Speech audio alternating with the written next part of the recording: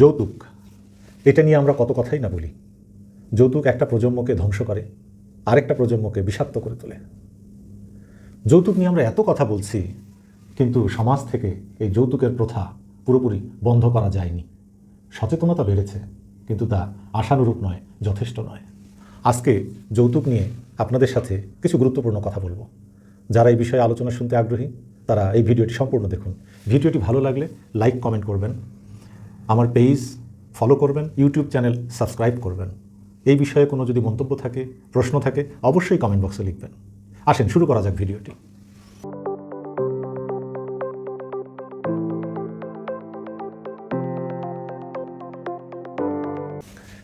মেয়ের বাবার স্বপ্ন থাকে মেয়ে লেখাপড়া করবে, বড় হবে, তার একটা ভালো বিয়ে হবে, ভালো একটা সংসার হবে, একটা পরিবার হবে, মেয়ে সুখে থাকবে। কিন্তু অনেক বাবার এই স্বপ্ন পূরণ হয় না। অনেক মেয়ের বিয়ে হচ্ছে না, কারণ মেয়ের বাবার যৌতুক দেওয়ার সামর্থ্য নাই। অনেক মেয়ে স্বামীর সংসারে নির্যাতিত হচ্ছে, কারণ মেয়ের বাবা যৌতুক দিতে পারে নাই। শুধু তাই না, যৌতুক দেওয়ার পরেও অনেক নারী তার স্বামীর সংসারে নির্যাতিত হচ্ছে। মহিলা পরিষদের একটা তথ্য মতে 2023 সালে 220 জন নারী হত্যা বা আত্মহত্যার শিকার হয়েছে এই যৌতুকের কারণে। মানবাধিকার ফাউন্ডেশন বলছে বাংলাদেশে প্রতি মাসে গড়ে 50 থেকে 60 জন নারী স্বামীর সংসারে নির্যাতিত হচ্ছে যৌতুকের কারণে। গত 5 বছরে 10,000-এরও বেশি নারী নির্যাতনের শিকার হয়েছে এই যৌতুকের কারণে। এই যে ভয়াবহ চিত্র, এই চিত্রটা তো আমরা আশা করি না। বাংলাদেশ থেকে তো যৌতুক প্রথা বিলুপ্ত হওয়া উচিত, কারণ নারী পুরুষ শিক্ষিত হচ্ছে, স্বাবলম্বী হচ্ছে। তাহলে যৌতুকের প্রয়োজন কেন? একটা কথা ঠিক, আপনাদেরকে এটা বলা দরকার, নয়তো আপনারা ভুল বুঝতে পারেন আমার ভিডিওর আলোচনা শুনে, যে সব পুরুষ কি যৌতুক চায়, সব পুরুষ কি যৌতুকের পক্ষে, সব পুরুষ কি যৌতুকে খুশি হয়? তা না। সব পুরুষ বা সব পাত্র যৌতুক চায় না।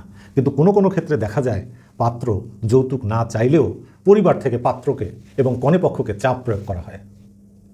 পাত্র চাকরি করে, ভালো বেতন পায়, ভালো ব্যবসা আসছে, ছেলে শিক্ষিত, সুতরাং তার তো চাহিদা থাকবেই। কোনো কোনো পাত্র এই যৌতুক পছন্দ করে না, কিন্তু তার পরিবার, তার আত্মীয় স্বজন চাপ প্রয়োগ করে। অনেক সময় অনেক পুরুষ বা পাত্র সে বাধ্য হয় পরিবারের চাপে যৌতুকের পক্ষে থাকতে। অনেক সময় মৌন সম্মতি জানায়। এটাও কিন্তু পরিবারকে খেয়াল করতে হবে, আত্মীয় স্বজনদেরকে খেয়াল করতে হবে। মেয়ের বিয়ে হলে প্রতিবেশীরা, আত্মীয় স্বজন, পরিবারের সদস্যরা জানতে চায় মেয়ের বাবা কী দিল। টাকা পয়সা, স্বর্ণালঙ্কার, আসবাবপত্র, টিভি, ফ্রিজ, ঘড়ি, আংটি, কী দিল, এই বিষয়গুলো জানতে চায়। তখন পাত্রপক্ষ বা তার পরিবার তারা মনে করে যে যৌতুক না নিলে, উপহার সামগ্রী না নিলে তাদের সম্মান থাকে না। আপনারা একবার ভাবেন তো, বিয়ে শুধু কি দুইজন মানুষের মধ্যেই সম্পন্ন হচ্ছে, এটাতেই কি বিয়েটা শেষ? বিয়ে হচ্ছে দুইটা পরিবারের মধ্যে সম্পর্ক। যে পাত্রপক্ষ বিয়ের আগে যৌতুক নিয়ে দর কষাকষি করছে, তারা ওই মেয়েকে কি সম্মান দেবে, তাকে কতটুকু সুখী করবে, আর সেই মেয়ে কতটুকুই বা মাথা উঁচু করে শ্বশুর বাড়িতে গিয়ে দাঁড়াতে পারবে? এটা কিন্তু প্রশ্ন আছে। তো এই প্রশ্নের উত্তর কিন্তু আমরা খুঁজে পাই না। যৌতুক দেওয়ার পরেও অনেক নারী তার স্বামীর সংসারে নির্যাতিত হচ্ছে, এটাও কিন্তু দেখা যায়। তাহলে সমাধান কি এটার? আমরা এখান থেকে কিভাবে বের হব? প্রথম যেটা করতে হবে, সাহস করতে হবে, যৌতুককে না বলতে হবে। যদি কোনো পাত্রপক্ষ সরাসরি যৌতুক দাবি করে, তাহলে তাকে প্রত্যাখ্যান করতে হবে। প্রয়োজনে আইনের আশ্রয় নিতে হবে। স্কুল, কলেজ, পরিবারে সচেতনতা বৃদ্ধি করতে হবে, যেন যৌতুকের পক্ষে কেউ না দাঁড়ায়, সবাই যেন যৌতুকের বিপক্ষে দাঁড়ায়। যৌতুক প্রথা আগের চেয়ে অনেক কমেছে, এটা সত্যি কথা, যথেষ্ট উন্নতি হয়েছে। কিন্তু গ্রামাঞ্চলে এখনও যৌতুক প্রথা বিদ্যমান। দেখা যায় গ্রামাঞ্চলে 60% ক্ষেত্রে যৌতুক নিয়ে দর কষাকষি করা হয় প্রত্যক্ষভাবে। শহরাঞ্চলে এটার প্রভাব কম থাকলেও একেবারেই কিন্তু মুক্ত না, যৌতুক কিন্তু সেখানেও আছে। ভিডিওর শেষে আমি একটা বিষয় আপনাদেরকে বলবো, সেটি হচ্ছে, এটা না বললে হয়তো আপনারা ভুল বুঝতে পারেন, সেটা হচ্ছে যৌতুক এবং স্বেচ্ছায় উপহার দেওয়া, এটার মধ্যে একটা পার্থক্য আছে। যৌতুক হচ্ছে সেই সব সামগ্রী যেগুলো কনে পক্ষ চাপে পড়ে দেয়, বাধ্য হয়ে দেয়। অনেক মেয়ের বাবা তো নিঃস্ব হয়ে গেছে এই যৌতুক দিতে গিয়ে। অনেক মেয়ের বাবা বিয়ে দিতে পারছে না, মেয়ের বয়স হয়ে যাচ্ছে, কারণ তার যৌতুক দেওয়ার সামর্থ্য নাই।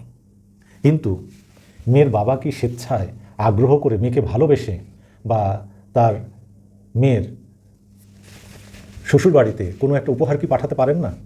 অবশ্যই পারেন। যদি কোনো উপহার চাপে না পড়ে দেওয়া হয়, স্বেচ্ছায় দেওয়া হয়, ভালোবেসে দেওয়া হয়, সম্মানের সাথে দেওয়া হয়, তাহলে সেটাকে কিন্তু অবৈধ বলা যাবে না। সুতরাং আমাদেরকে এটাও বুঝতে হবে কোনটা যৌতুক আর কোনটা স্বেচ্ছায় উপহার। স্বেচ্ছায় উপহারের ক্ষেত্রে কোনো চাপ থাকবে না, পাত্রপক্ষ থেকে কোনো চাপ থাকবে না, না দিলেও তারা খুশি হবে। কিন্তু যৌতুক, এটাতে একটা চাপ থাকে, পাত্রপক্ষের একটা আগ্রহ থাকে এবং কনেপক্ষ চাপে পড়ে বাধ্য হয়ে এটা দেয়। আজকে আপনাদের সাথে যৌতুক নিয়ে আমি এতটুকুই আলাপ করলাম। এটা নিয়ে অনেক প্রশ্ন, অনেক আলোচনা, তবে আজকের এই ভিডিওর মাধ্যমে আমি আপনাদেরকে সচেতন করতে চাই। আসেন আমরা সবাই এমন একটা অবস্থান গড়ে তুলি যে আমরা যারা ছেলের বাবা মা, তারা যেন কোনো কনেপক্ষের কাছ থেকে যৌতুক দাবি না করি। আর মেয়ে পক্ষ যারা, তারা সচেতনতা তৈরি করি, মেয়েকে স্বাবলম্বী করি, মেয়েকে লেখাপড়া শেখাই, মেয়েকে ক্যারিয়ারের বিষয়ে আগ্রহী করে তুলি, তাকে স্বাবলম্বী করে তুলি। আপনারা সবাই ভালো থাকবেন। আপনাদের সবার জন্য শুভকামনা।